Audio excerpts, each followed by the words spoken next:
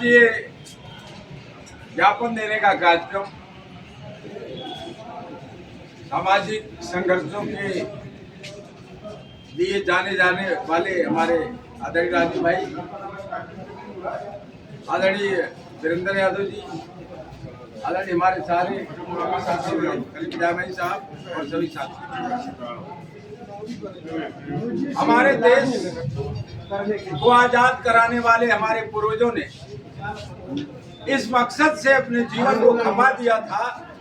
अब कितने लोगों ने अपनी जान कुर्बान की, कितने लोगों ने अपने घर बार लुटाए इस मातृभूमि की रक्षा के लिए। भारत के अंदर जो विदेशी ताकतों का हुकूमत थी उसको खत्म कर स्वदेशी राज के लिए उन्होंने संघर्ष किया। वो सब कहानी किस्सा इतिहास पढ़ते हैं।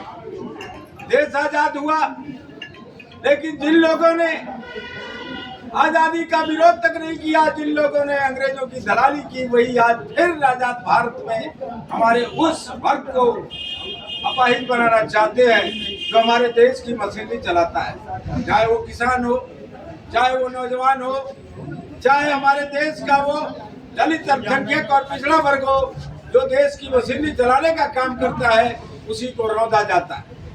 आप कानून अपने लिए बनाते हो, EWS में आपने 10% आरक्षण ले लिया, किसी ने विरोध नहीं किया, लेकिन जब जब पिछड़ी जात के लिए, दलितों के लिए, अल्पसंख्यक लोगों के लिए कोई कानून भी आता है, इनकी साजिश से रोक दिया जाता है, लागू भी नहीं किया जाता और उसके लिए सड़कों पर उपद्रव किया जाता है। हम उपद्रव करने के लिए नहीं, लेकिन इस बात को सरकार तक पहुंचाना चाहते हैं और जो भी सुप्रीम कोर्ट तक भी पहुंचाना चाहते हैं कि आपने उस UGC कानून को, जहाँ संस्थागत तरीके से हमारे पिछड़ी जात, अल्पसंख्यक और अनुसूचित जात के बच्चों को पढ़ने से रोका जाता है, जहाँ संस्थाओं के अंदर उन्हें मार दिया जाता है, जहाँ ऐसा माहौल पैदा किया जाता है कि वो स्कूल छोड़कर, यूनिवर्सिटी छोड़कर भाग जाए।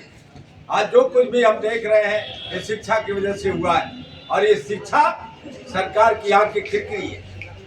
ये पढ़ाना नहीं चाहती आपको, क्योंकि पढ़ाई, डॉक्टर साहब कहते थे जो शिक्षा ऐसा दूध शरीर का जो पिएगा वही दहाड़ेगा।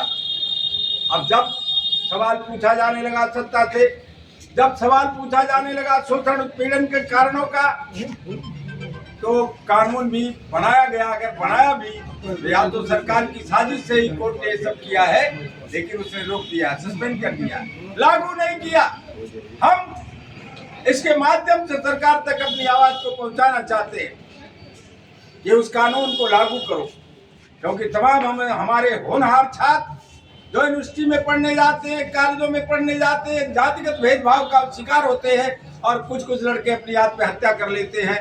जैसा कि अभी हमारे पूर्व वक्ताओं ने कहा, रोहित वेमुला को इसी तरीके से मारा गया था, कहा जाए तो करने के लिए आत्महत्या थी, लेकिन साजिश का शिकार था। अभी कोई बिल्डिंग से कूद गया। तमाम ऐसे उदाहरण हैं कि हमारी प्रतिभाएं इस तरह से दबोच दी जाती, मार दी जाती है या मरने के लिए बेहोश कर दिया जाता है।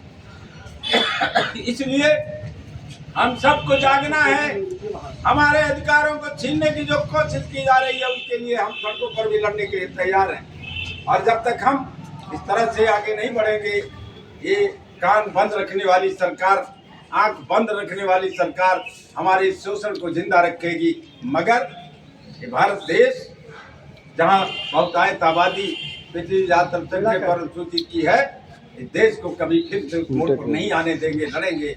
और उसी संदर्भ में हम आज ज्ञापन देने आए हैं राष्ट्रपति महामहिम को, और SDM साहब के माध्यम से ये बात हमारी सरकार तक जानी चाहिए, कोर्ट तक जानी चाहिए। जनता इसको बर्दाश्त करने वाली नहीं है और ऐसा संस्थागत जो उत्पीड़न करके बच्चों को मरने के लिए मजबूर किया जाता है, ये सब इस स्वतंत्र देश में संविधान में सब लिखा है, लेकिन संविधान को हथियां उड़ा रहे हैं ये लोग खुद चाहते हैं कि ऐसे संविधान को खत्म कर दो। ये अपने पुराने कानून को लगाना चाहते हैं जहां पूरा देश उनका गुलाम बन के रहता था, लेकिन अब दौर नहीं है, ना वो हालात है। हमें आपको लड़ना पड़ेगा और सड़कों पर आके अपनी बात को वहां तक पहुंचानी पड़ेगी। और UGC का जो कानून है उसको लागू करने के लिए हम लोग आखिरी दम तक अपनी लड़ाई लड़ने के लिए तैयार हैं। आदरणीय राजू भाई, वीरेंद्र जी, कलीम जामई साहब, नदीम भाई, तमाम हमारे ऐसे नौजवान हैं जो इस लड़ाई को लड़ेंगे। धन्यवाद, शुक्रिया।